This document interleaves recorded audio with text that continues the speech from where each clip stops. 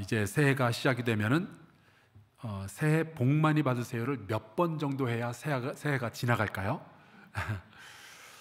어떻게 생각하면은 이런 이야기를 하고 또 하고 사람 바꿔서 또 하고 이게 피곤하지만 어떻게 생각하면은 너무나도 좋은 일입니다.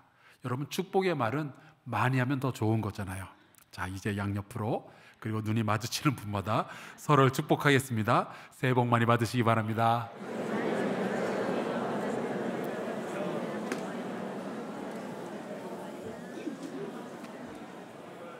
예, 우리 성가대 위층 새해 복 많이 받으시기 바랍니다.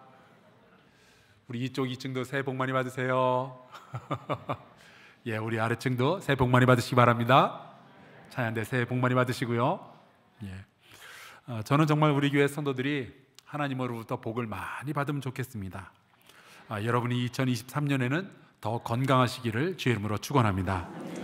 여러분의 재정이 더 풍성해지기를 축원합니다.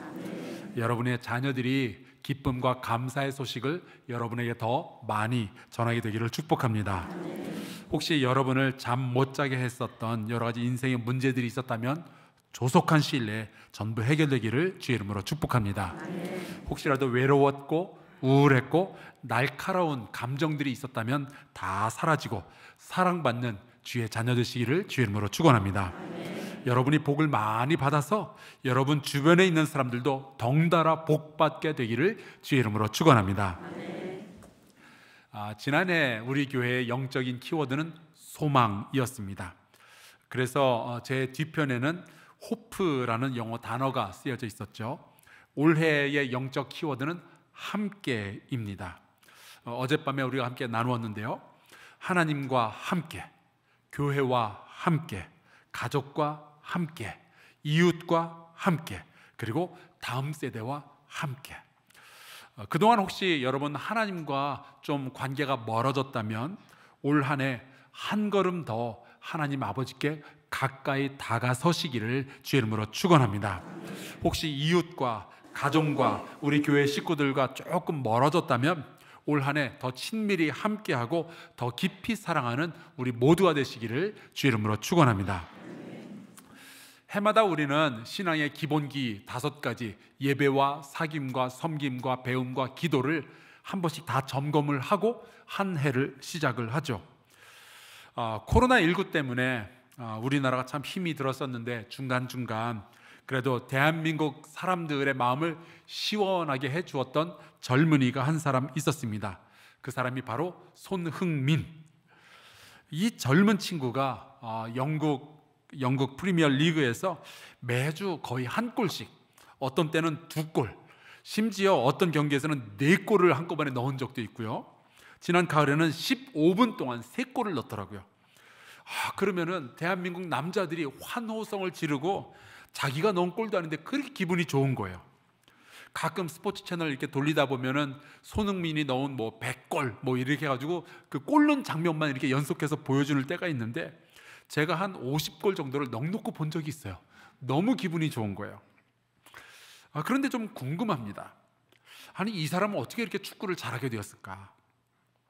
그 배경을 살펴봤더니 손웅정이라는 축구 스승이 있었는데요. 이분이 바로 손흥민 선수의 아버지입니다.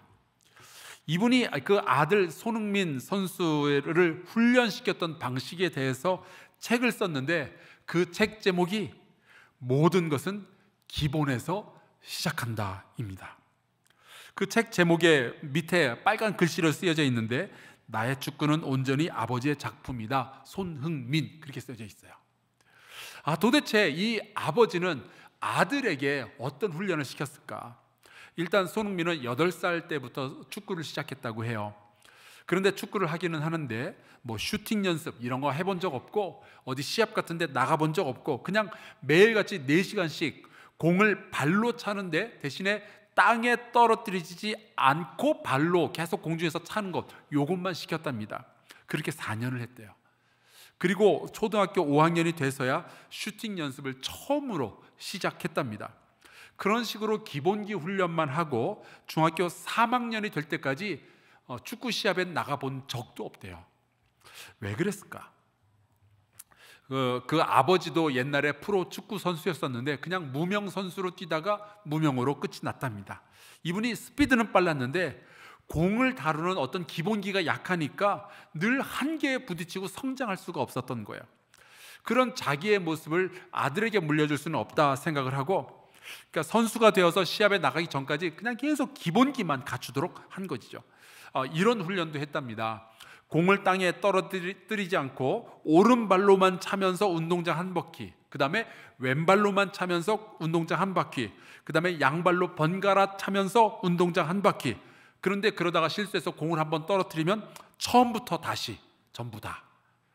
그런 식으로 훈련을 하니까 이 친구가 독일로 가든 영국으로 가든 그냥 가르치는 대로 배우고 결국 세계에서 가장 축구를 잘하는 사람으로 성장할 수 있었다는 거죠. 근데 여러분, 우리의 신앙도 마찬가지입니다. 기본적으로 우리가 갖춰야 되는 어떤 신앙의 기본기, 신앙의 자세를 만약에 잃어버리고 어디 가서 폼만 재려고 하다 보면은 본인도 망가지고 주변 사람들도 다 힘들어지게 되는 거예요. 여러분, 기본기가 없으면 발달하는 게 하나 있습니다. 그게 뭔지 아십니까? 꼼수. 신앙도 기본기가 없으면요, 신앙의 꼼수로 버티려고 하는 일들이 벌어지게 돼요. 여러분, 신앙의 꼼수가 발달하면요, 신앙이 성장하는 것이 아니라 곁자라거나 혹은 병들게 되죠.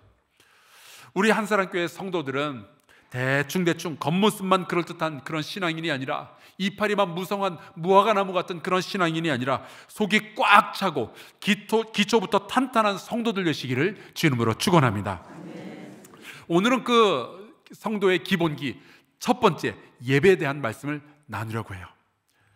여러분, 우리의 신앙은 하나님을 예배하는 것으로부터 시작합니다. 기독교 2000년 역사 가운데 예배가 무너졌는데 잘된 교회는 단 하나도 없습니다. 봉사도 많이 하고 가르치기도 잘 하지만 성도들이 모여서 하나님 앞에서 예배를 잘 드리지 않는 교회라면 결국 그 모든 일의 능력을 잃고 그 교회 성도들은 다 뿔뿔이 흩어지게 되어 있어요. 예배가 무너졌는데 믿음 좋은 성도라는 것은 없습니다. 여러분, 예배가 무너지면 결국 내 자신이 왕이 되는 것밖에 남지가 않아요. 자, 그러면 우리는 왜 예배를 드릴까요? 여러분 중에 이 왜에 대한 해답을 갖지 않으면 아무 일도 못하는 분들이 계시죠? 그런 성격 가진 분들, 저도 약간 그런 성격을 가지고 있는데, 자, 그런 분들을 위해서 제가 두 가지 답을 드리겠습니다. 왜 예배를 드리는가? 첫째, 하나님은요, 하나님을 예배하지 않는 것이 죄악의 시작이기 때문에 그래요. 죄악의 본질은 하나님을 예배하지 않는 겁니다. 성경에 보면은 하나님을 예배하라라는 이야기가 굉장히 많이 나오죠. 하나님을 경외하라, 하나님 앞에 엎드려라, 하나님을 찬양하라, 하나님을 경배하라, 하나님의 이름을 부르라. 성경은 우리를 예배의 자리로 부르는 말씀으로 차고도 넘칩니다. 그런데 그 모든 이야기를 들으면서도 하나님을 예배하지 않는다면 그건 하나님을 무시하는 거죠. 그게 죄입니다. 부모가 전화를 하는데 자녀가 안 받는 거예요. 문자를 보냈는데 응답을 안 하는 거예요. 여러분, 불효가 딴 게 아닙니다. 그런 게 불효죠. 죄는 그렇게 출발하는 거예요.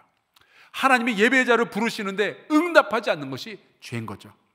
더 나아가서 만약에 우리가 하나님을 예배하지 않는다면 우리는 예배를 아무것도 예배하지 않고 그냥 살아가게 되는 건가? 그렇지가 않습니다. 여러분, 우리는 하나님이 아니라면 다른 것을 예배하게 되는 거예요. 일하느라 바빠서 예배 빼먹고 예배 안 드린다면 우리는 일하고 돈 버는 것을 예배하고 있는 주인 겁니다. 힘들고 지쳐서 예배를 안 드린다면 우리는 휴식과 편안함을 예배하고 있는 거고요. 하나님을 도저히 믿을 수가 없어서 예배를 드리지 않는다면 결국 나는 나의 생각을 예배하고 있는 거예요. 그런 사람들을 향해서 사도 바울이 로마서 1장에 이렇게 이야기를 했습니다. 이는 그들이 하나님의 진리를 거짓 것으로 바꾸어 피조물을 조물주보다 더 경배하고 섬김이라. 찬송은 하나님이 받으셔야 되는데 다른 어떤 것이 대신 받고 있잖아요. 이게 우상숭배예요. 하나님은 기쁘지 않은데 우리끼리만 기뻐하고 있다. 죄가 딴 게 아닙니다. 그게 죄인 거죠. 우리는 여러분, 하나님께 영광 올려드리기 위해서, 하나님을 예배하기 위해서 창조된 존재들입니다. 그래서 우리가 하나님의 창조의 의도대로 사람 구실을 제대로 하려면요, 하나님을 예배하는 것이 너무나도 당연한 거예요. 사랑하는 성도 여러분, 예배함으로 사람 구실 하면서 사시기를 주의 이름으로 축원합니다. 예배를 안 드린다면요, 사람 구실 못하고 있는 거예요. 우리가 하나님을 예배해야 되는 두 번째 이유는 하나님께서 예배에 대해서 굉장히 신중하고 성실하게 말씀하시기 때문에 그렇습니다. 하나님은 예배에 대해서 대충 지나가지 않으십니다. 영으로 진리로 예배하라고 말씀하시는 거죠. 영은 자유함이에요. 하지만 진리는 우리가 굉장히 신중하게 예배를 선택해야 된다는 뜻입니다. 오늘은 여기에 대해서 좀 집중해서 말씀을 나누려고 해요.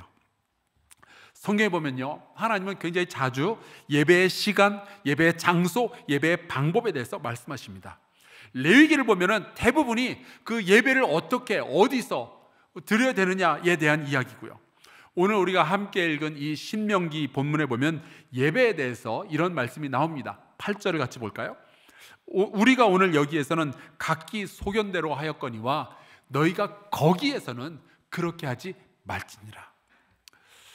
여기 이 말씀에 보면은 여기와 거기에 대한 이야기가 있어요. 이 여기와 거기는 상황이 다르기 때문에 우리가 똑같은 방식으로 살면은 안 된다, 똑같은 방식으로 예배하면은 안 된다, 그런 이야기죠. 이 말씀에 나오는 여기는 지난 40년 동안 이스라엘 백성이 광야를 지나왔는데 그 광야에 대한 이야기입니다. 광야는 집이 없잖아요. 한 자리에 머무르기보다는 늘 돌아다녀야만 했습니다. 거기서 농사를 짓지도 못하기 때문에 소출도 없는 거예요. 서울에서 대전으로, 거기서 대구로, 부산으로 계속 옮겨 다니면서 살아야 되는 거죠. 그러니까 하나님께서는요, 한 장소에 머물러야 되는 어떤 성전이 아니라 들고 이동할 수 있는 성막을 만들라고 하시고, 그 성막 안에서 이스라엘 백성을 만나시며 이스라엘 백성의 예배를 받으셨던 거예요. 아주 특별한 상황이니까 특별한 예배를 드리도록 허락하신 거죠. 그리고 하나님께서는 그 예배를 기뻐하셨고 그 성막을 통해서 하나님 사람들을 만나셨고요. 하지만 우리가 가나안 땅에 들어간다면 너희는 달라져야 된다, 이 말씀을 하시는 거예요. 저는 이 말씀을 보면서 지난 3년간의 시간을 한번 돌이켜 보았습니다. 코로나가 유행하기 시작하면서 각종 모임이 금지가 되고 우리는 온라인으로만 예배를 드린 시간들이 있었어요. 성만찬도 할 수가 없어서 1인용으로 제작된 아주 특별한 성만찬을 우리가 사용을 하고요. 그 당시 각자의 집에서 텔레비전이나 컴퓨터를 앞에다 놓고 예배드리던 모습을 사진으로 찍어서 우리가 교회 홈페이지에 올리기도 했죠. TV를 켜고 유튜브를 연결하고 식구들이 둘러앉아서 함께 예배를 드리는 거예요. 저는 이렇게 혼자서 카메라를 앞에다 두고 설교를 했고요. 정말 설교를 하다가 텅 비어있는 이 자리를 바라보면서 울컥 눈물이 나는 순간이 한두 번이 아니었습니다. 그런데 막상 집에서 영상으로 예배를 드리는 분들은 저랑은 분위기가 조금씩 다르셨더라고요. 주일 3부 예배 마치자마자 점심 식사하려고 배달의 민족의 음식을 주문했는데 이게 예배 끝나고 온 게 아니라 예배 중간에 도착을 한 거예요. 화면에서는 담임 목사가 막 눈물로 호소하고 있는데 현관에서는 띵동 벨이 울리는 겁니다. 그럼 어쩌겠어요? 잠시 영상 멈추고 배달 음식을 받은 다음 그 다음에 이어서 설교를 듣는 거죠. 그것도 감사해요. 음식은 식기 전에 먹어야 된다면서 예배 중단하고 음식부터 먹는 것보다는 훨씬 나아요. 하여간 지난 3년 동안 코로나 때문에 우리 교회 식구들이 참 어렵게 예배를 드렸습니다. 그런데 이제는 우리가 코로나에 대해서 더 잘 대응하게 되었잖아요. 우리는 코로나에 대해서 더 잘 이해하게 되었잖아요. 많은 사람들이 이제는 저항력을 가지게 되었고 많은 분들이 이제 백신도 맞았고요. 이제 치료제도 많이 소개가 되어서 이제는 좀 해볼만 합니다.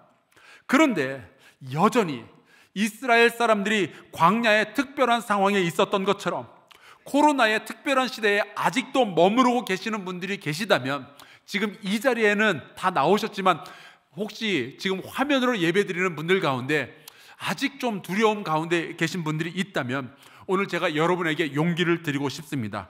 이제 새해에는 예배당으로 나오셔서 함께 예배드리면 좋겠습니다. 이 자리에 함께하고 계시는 분들, 지금 영상으로 예배드리는 분들에게 용기를 주기 원하신다면 격려의 박수를 한번 하도록 하겠습니다.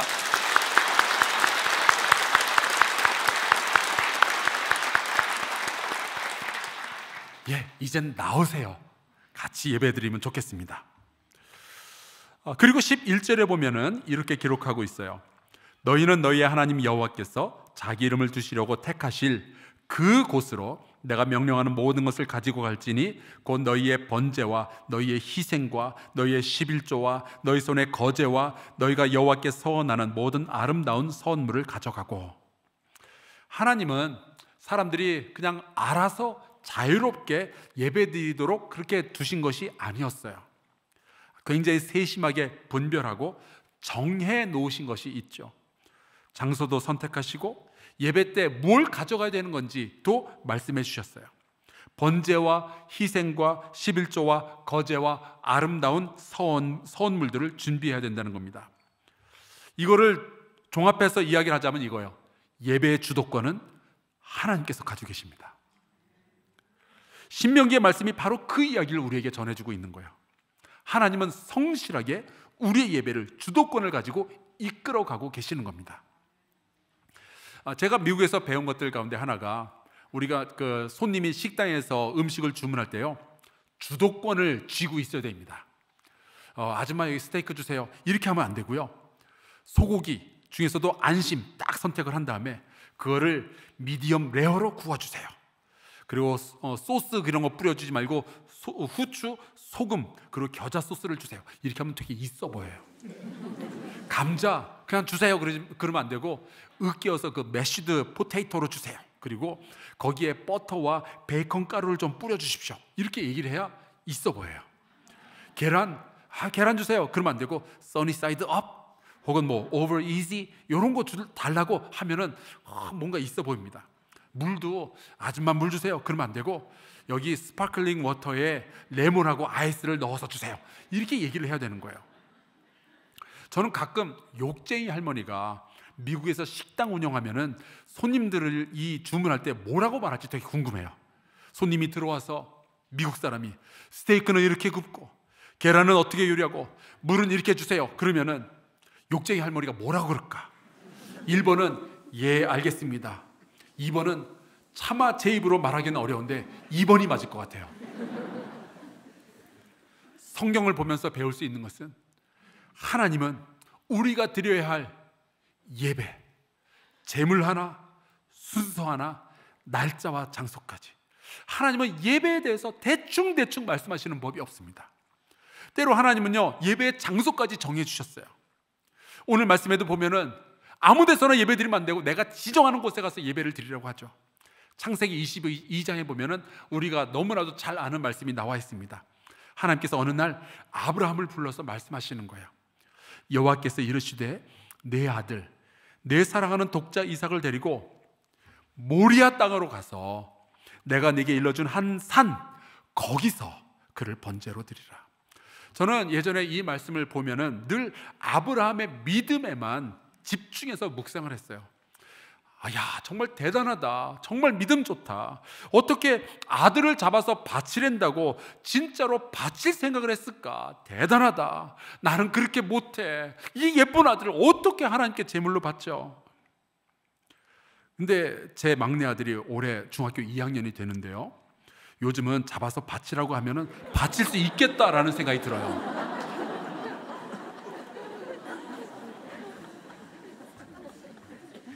순종할 준비가 됐습니다.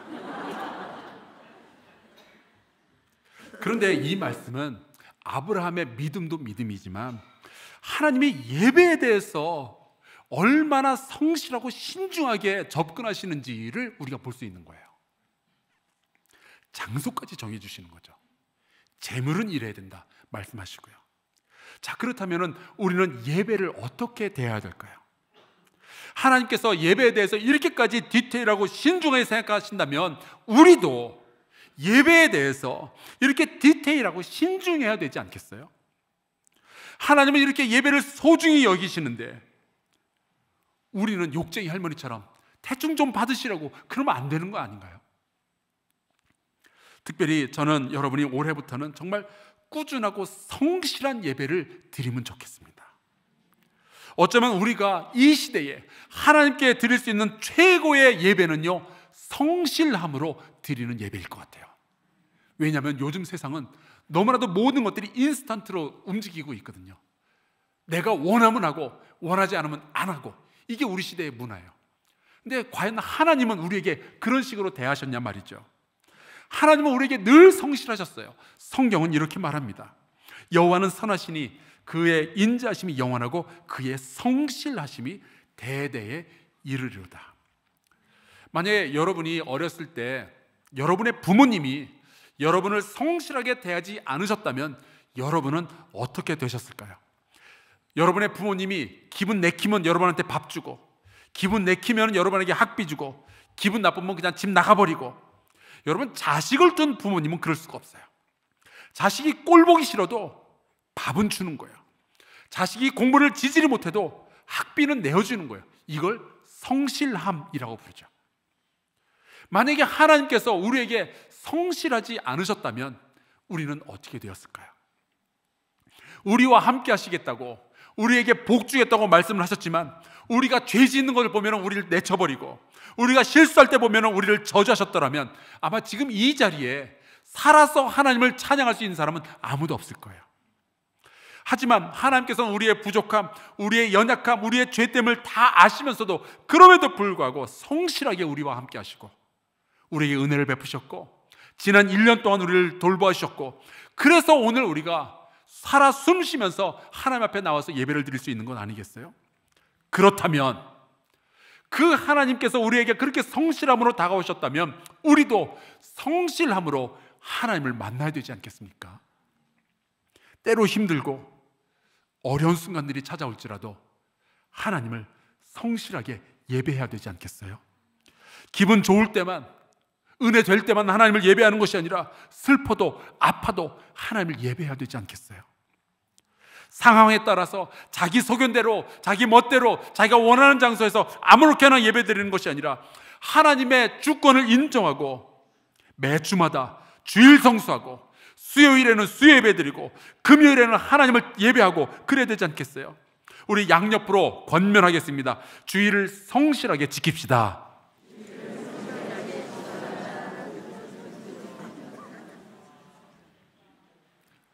그걸 4글자로 줄여서 주일 성수라고 하는 거예요.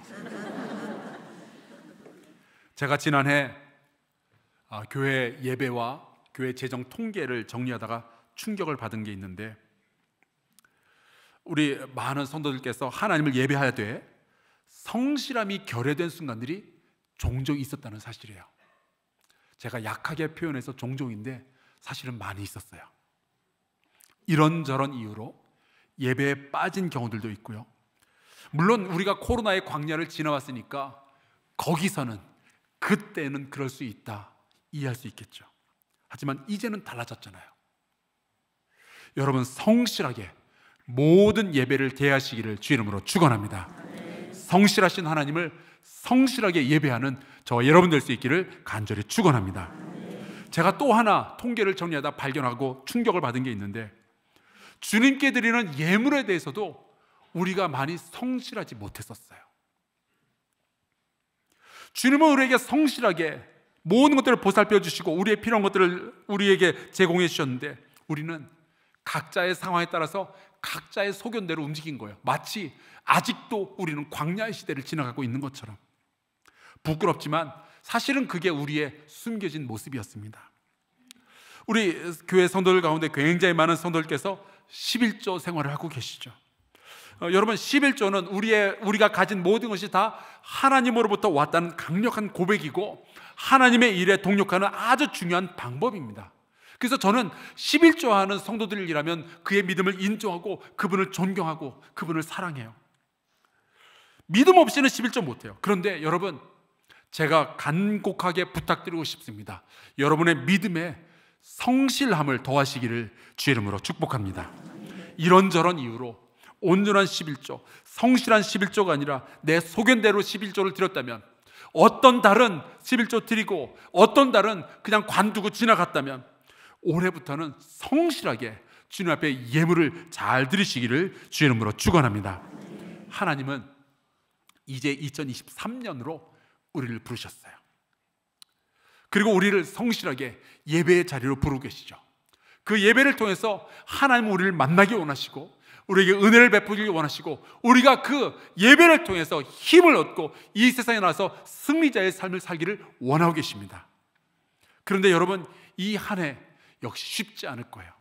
뉴스를 보니까 이미 2023년에 우리가 마주하게 될 위기가 벌써 목록이 나와 있더라고요.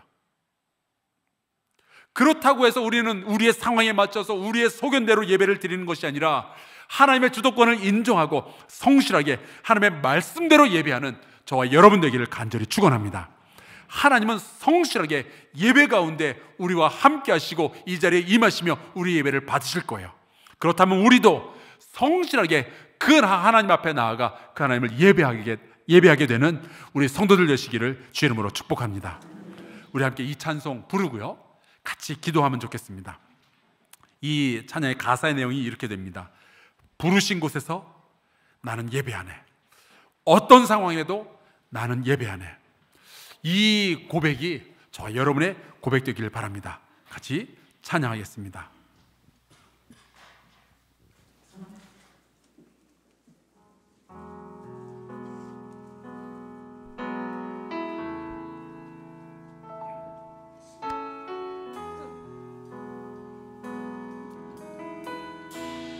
따스한 성령님 함께 고백합시다.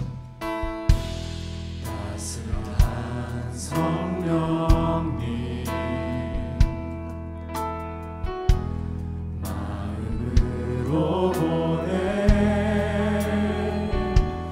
내 몸을 감싸며 주어지는 평안함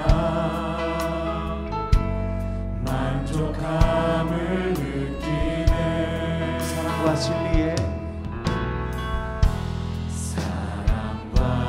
진리에 한 줄기 빛 보내 내 몸을 감싸며 주어지는 평안함 그 사랑을 부르신 곳에서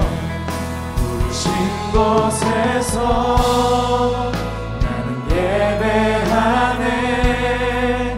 어떤 상황에도 나는 예배하네.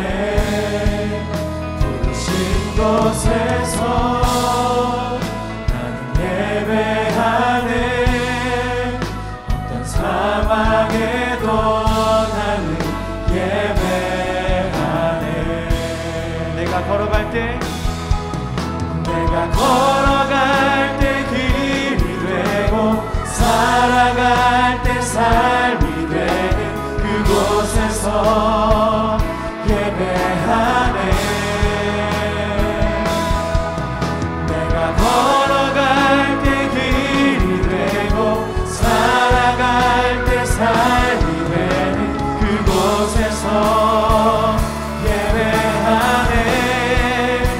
부르신 곳에서 나는 예배하네. 어떤 상황에도 나는 예배하네. 부르신 곳에서 나는 예배하네.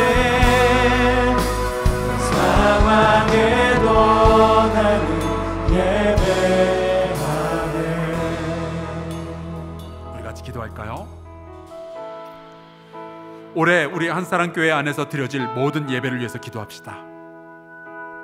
하나님, 한사랑교회 모든 예배에 성령의 기름을 부어 주옵소서. 우리 모든 성도들이 성실하고 신중하게 하나님을 예배하게 하여 주시옵소서. 동성으로 같이 기도하겠습니다. 하나님 아버지, 주께서 우리에게 예배를 통하여서